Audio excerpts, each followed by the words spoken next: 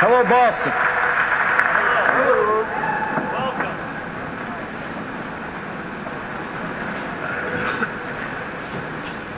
Scripture tells us to run with endurance the race that is set before us. Run with endurance the race that is set before us. On Monday morning, the sun rose over Boston. The sunlight glistened off the State House dome. In the Common and the Public Garden, spring was in bloom. On this Patriots' Day, like so many before, fans jumped onto the tee to see the Sox at Fenway. In Hopkinton, runners laced up their shoes and set out on a 26.2-mile test of dedication and grit and the human spirit. And across this city, hundreds of thousands of Bostonians lined the streets to hand the runners cups of water and to cheer them on. It was a beautiful day to be in Boston.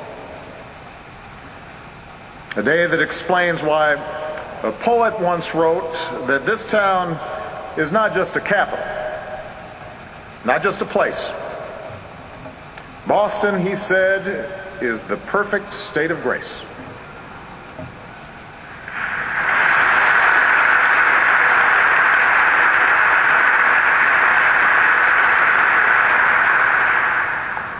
And then, in an instant, the day's beauty was shattered.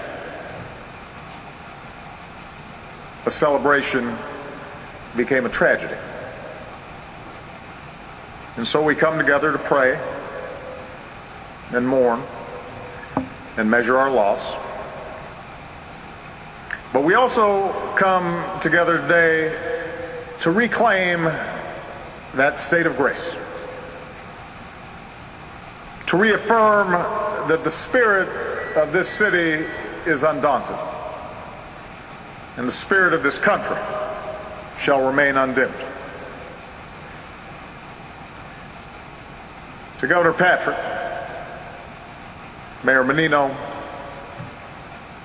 Cardinal O'Malley, and all the faith leaders who are here, Governors Romney, Swift, Weld, and Dukakis, members of Congress, and most of all, the people of Boston and the families who've lost a piece of your heart.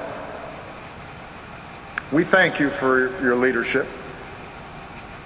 We thank you for your courage.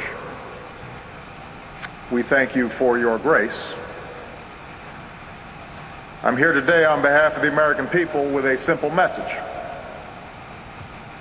Every one of us has been touched by this attack on your beloved city. Every one of us stands with you. Because after all, it's our beloved city too. Boston may be your hometown, but we claim it too. It's one of America's iconic cities. It's one of the world's great cities. And one of the reasons the world knows Boston so well is that Boston opens its heart to the world. Over successive generations, you've welcomed again and again new arrivals to our shores.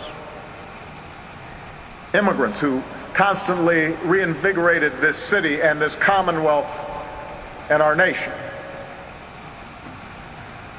Every fall, you welcome students from all across America and all across the globe. And every spring, you graduate them back into the world, a Boston diaspora that excels in every field of human endeavor. Year after year, you welcome the greatest talents in the arts and science, research. You welcome them to your concert halls and your hospitals and your laboratories to exchange ideas and insights that draw this world together. And every third Monday in April, you welcome people from all around the world to the Hub for friendship and fellowship and healthy competition. A gathering of men and women of every race and every religion, every shape and every size. A multitude represented by all those flags that flew over the finish line. So whether folks come here to Boston for just a day or they stay here for years, they leave with a piece of this town tucked firmly into their hearts. So Boston's your hometown, but we claim it a little bit too. I know this.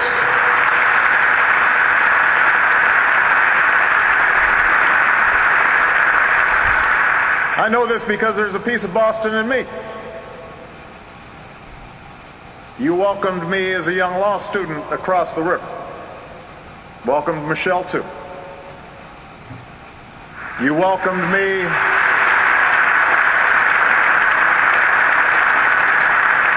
during a convention when I was still a state senator and very few people could pronounce my name right.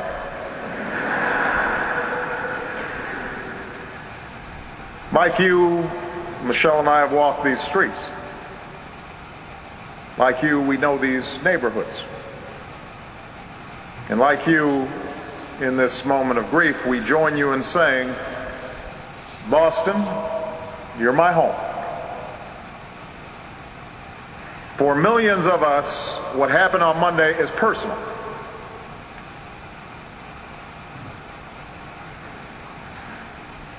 It's personal. Today our prayers are with the Campbell family of Medford. They're here today. Their daughter Crystal was always smiling. Those who knew her said that with her red hair and her freckles and her ever eager willingness to speak her mind, she was beautiful. Sometimes she could be a little noisy, and everybody loved her for it. She would have turned 30 next month. As her mother said through her tears, this doesn't make any sense. Our prayers are with the Liu family of China, who sent their daughter Lingzi to BU so that she could experience all that this city has to offer. She was a 23-year-old student, far from home, and in the heartache of her family and friends on both sides of the great ocean, we're reminded of the humanity that we all share. Our prayers are with the Richard family of Dorchester, to Denise and their young daughter Jane as they fight to recover. And our hearts are broken for 8-year-old Martin with his big smile and bright eyes. His last hours were as perfect as an 8-year-old boy could hope for, with his family eating ice cream at a sporting event. And we're left with two enduring images of this little boy, forever smiling for his beloved Bruins and forever expressing a wish he made on a blue poster board. No more hurting people. Peace. No more hurting people. peace.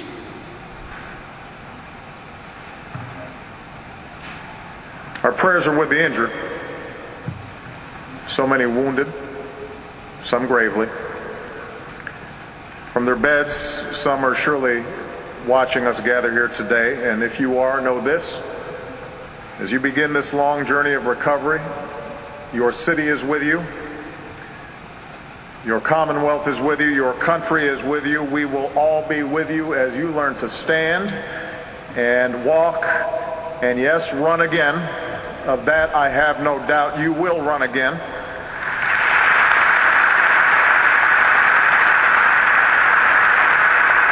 You will run again.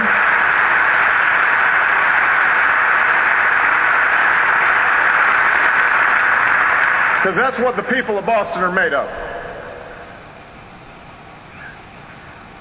Your resolve is the greatest rebuke to whoever committed this heinous act. If they sought to intimidate us, to terrorize us, to shake us from those values that Duvall described, the values that make us who we are as Americans, well, it should be pretty clear by now that they picked the wrong city to do it.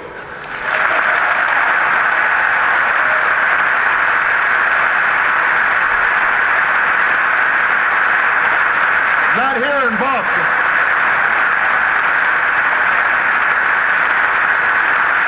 Not here in Boston.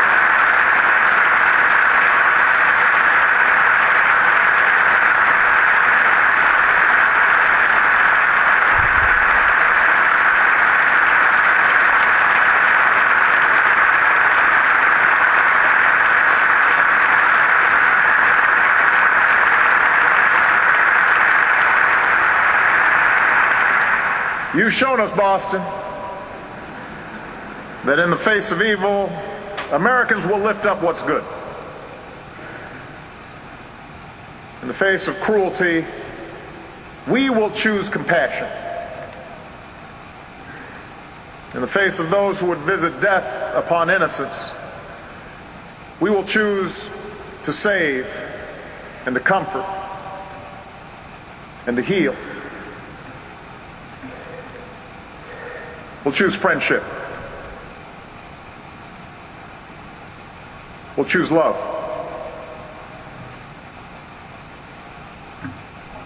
For Scripture teaches us God has not given us a spirit of fear and timidity,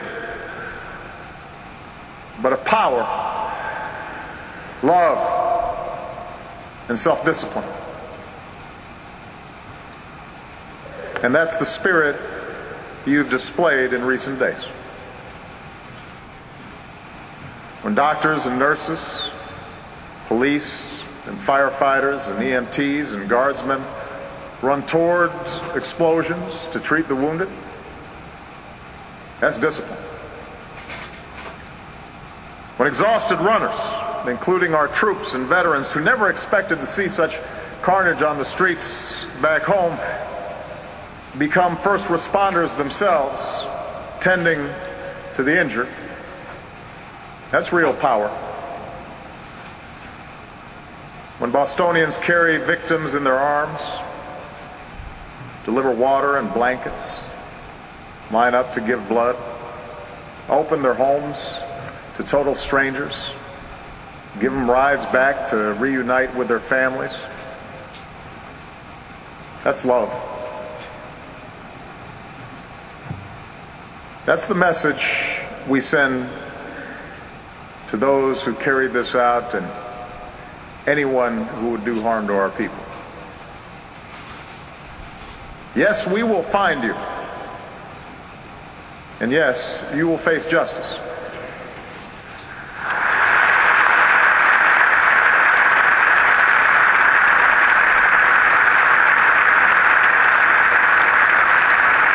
We will find you, we will hold you accountable, but more than that, our fidelity to our way of life, to our free and open society, will only grow stronger. For God has not given us the spirit of fear and timidity, but one of power and love and self-discipline. Like Bill Ifrit, 78 years old, the runner in the orange tank top who we all saw get knocked down by the blast, we may be momentarily knocked off our feet. But we'll pick ourselves up.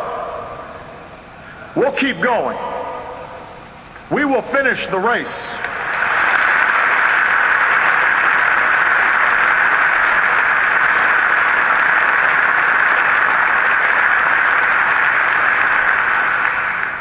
In the words of Dick Hoyt, who's pushed his disabled son Rick in 31 Boston marathons, we can't let something like this stop us.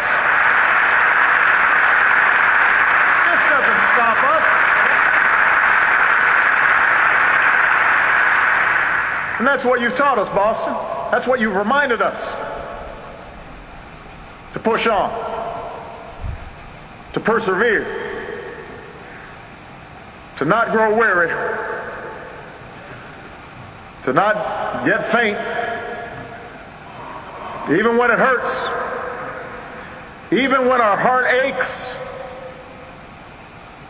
We summon the strength that maybe we didn't even know we had, and we carry on. We finish the race. We finish the race. And we do that because of who we are. And we do that because we know that somewhere around the bend, a stranger has a cup of water. Around the bend, somebody's there to boost our spirits.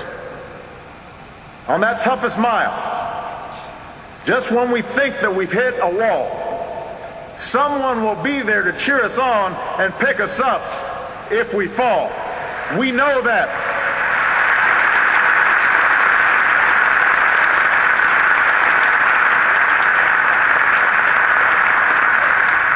And that's what the perpetrators of such senseless violence, these small, stunted individuals who would destroy instead of build and think somehow that makes them important. That's what they don't understand.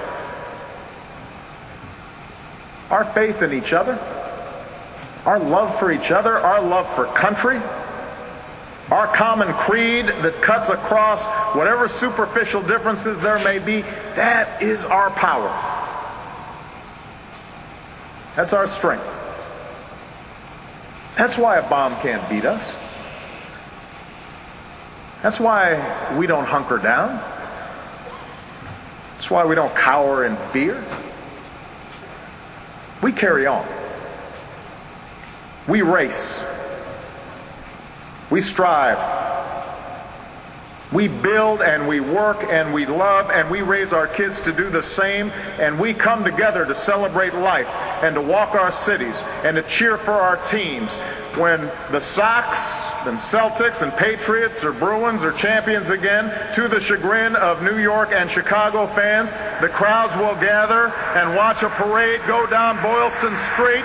And this time next year, on the third Monday in April, the world will return to this great American city to run harder than ever and to cheer even louder for the 118th Boston Marathon.